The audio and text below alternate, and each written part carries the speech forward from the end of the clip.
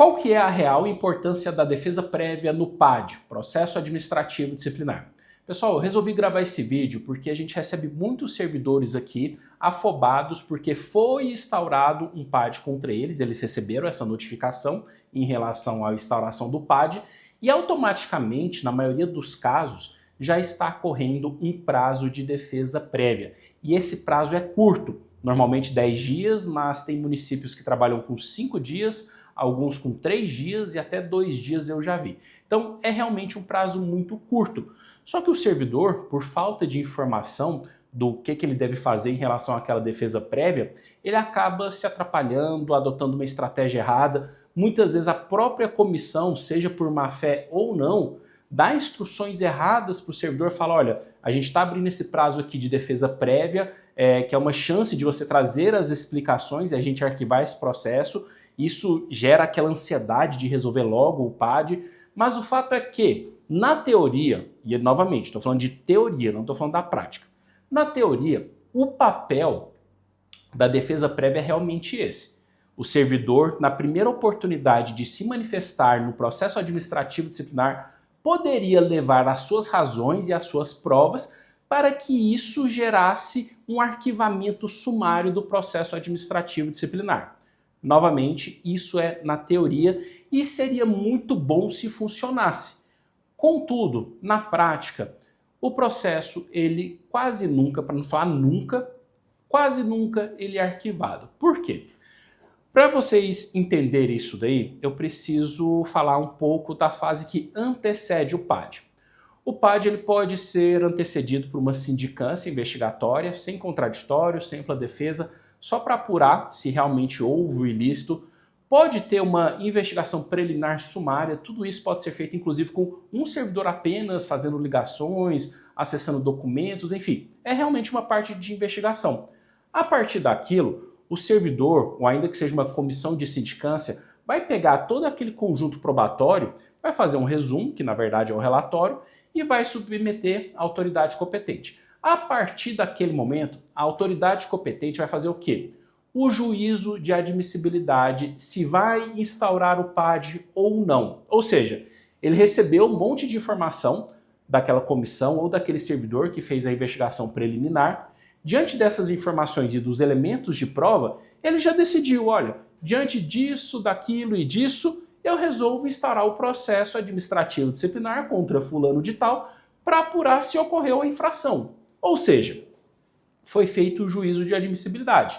Então, quando a comissão recebe o processo administrativo disciplinar, ela sabe que houve um juízo de admissibilidade da autoridade competente. Olha o tamanho da responsabilidade. Agora, imagine só a comissão recebendo esse processo, pega uma defesa prévia, uma defesa preliminar e, diante daqueles elementos, ela decide antes da instrução do processo, ou seja, antes de fazer a apuração, antes de ter as audiências, antes de ter perícia, antes de qualquer prova, ela decide arquivar o processo tão somente com a defesa prévia do servidor. Pessoal, é uma responsabilidade muito grande e as comissões não fazem isso. Por quê? Se eles fizessem isso, eles estariam assumindo uma responsabilidade de arquivar aquele processo antes da fase instrutória e se eventualmente houvesse algum equívoco, alguma informação errada, manipulada, os membros da comissão que seriam investigados de supostamente estar favorecendo ou até cometendo crime contra a administração pública por não ter feito a apuração da forma devida. Então eles não assumem essa responsabilidade, principalmente no momento que a gente tem Controladoria Geral da União, Controladoria Geral dos Estados e Municípios, Tribunal de Contas, Ministério Público, todo mundo em cima para fiscalizar, cada um manda de um jeito. Não se iludam, a comissão de PAD não vai arquivar o processo por conta de uma defesa preliminar. Então, o que você faz numa defesa preliminar? Você fala as testemunhas que você quer arrolar. Se tem necessidade de perícia, você fala da perícia, qual que é a especialidade do perito, por quê, explica as pertinências das testemunhas, mas você não deve entregar a defesa completa. Jamais. Não leve os elementos de prova, por que você está certo, por que a responsabilidade não é sua, o que aconteceu. Não faça isso. Por quê? Olha só, eu tenho que fazer um disclaimer aqui antes de explicar essa situação, porque eu sempre bato muito a tecla nas comissões de PAD. E existem, graças a Deus, ainda existem muitas comissões idôneas que agem dentro da lei, servidores esforçados que estão tentando fazer a coisa da forma correta, muitos, inclusive, é um movimento que eu estou sentindo ao longo desse ano de 2024, muitos têm entrado em contato com o nosso escritório pedindo uma consulta para a gente dar orientações, e eles estão pagando o próprio bolso, porque às vezes a administração pública não deu treinamento direito, eles não querem agir de forma legal. Então isso é muito bacana e é bom que a gente tenha essa profissionalização e esse zelo por parte das comissões de PAD.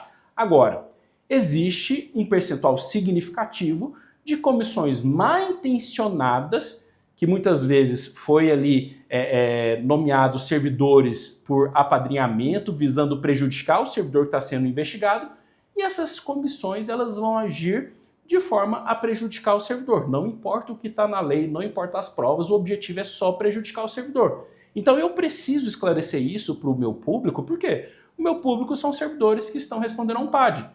Então, por gentileza, se você é membro de comissão de PAD, não se sinta ofendido.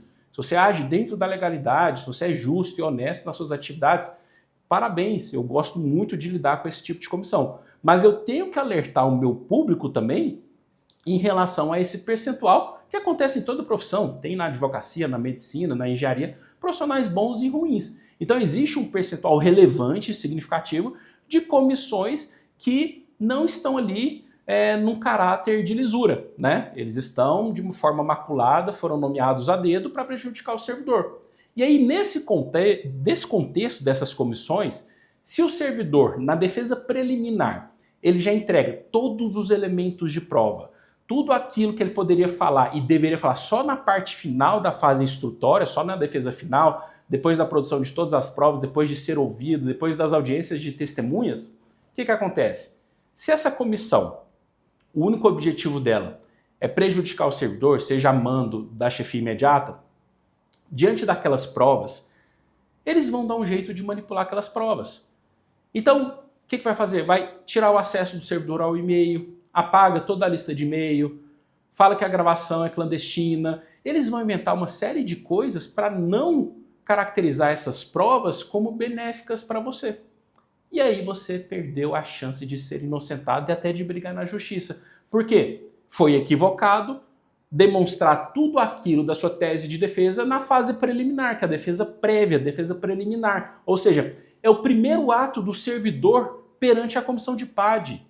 Não pode, pessoal, porque depois dessa defesa preliminar são marcadas as oitivas de testemunhas, o depoimento do servidor que está sendo investigado, abre-se a oportunidade de mais elementos de prova, perícia, juntada de documentos, e somente ao final, depois que já passou tudo isso, que é o momento oportuno da comissão de PAD ter acesso aos seus elementos de defesa.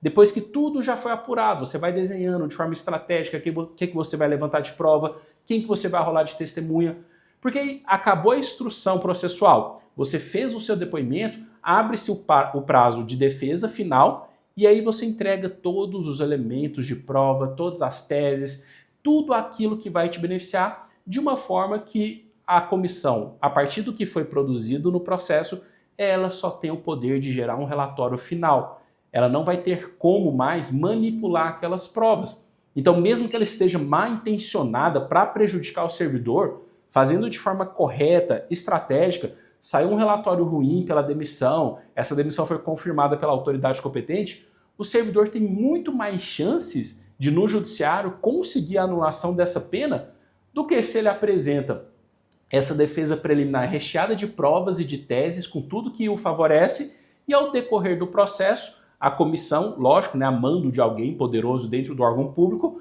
consegue manipular todas essas provas, age nos bastidores, articulando com testemunhas, ameaçando testemunhas. Acontece muito isso em municípios pequenos, né? Infelizmente é uma realidade. Ali nos bastidores, quem está mandando, né, na comissão chega até o servidor que foi arrolado como testemunha e fala: olha, se você ajudar o fulano, vai sobrar para você. E, infelizmente, essa é uma realidade da administração pública, pessoal. Por isso que, em que pese a natureza nobre da defesa prévia de poder arquivar um PAD logo no seu início, isso seria uma maravilha, resolver a vida do servidor, o fato é que isso não acontece por todas essas razões. E por isso, Você nunca, mas nunca deve apresentar uma defesa prévia como se fosse uma defesa final. Defesa prévia, arrola as testemunhas, fala quais provas você quer produzir e só. Deixa para entregar suas teses, suas provas, tudo que você tem como elementos de prova somente ao final do processo administrativo disciplinar.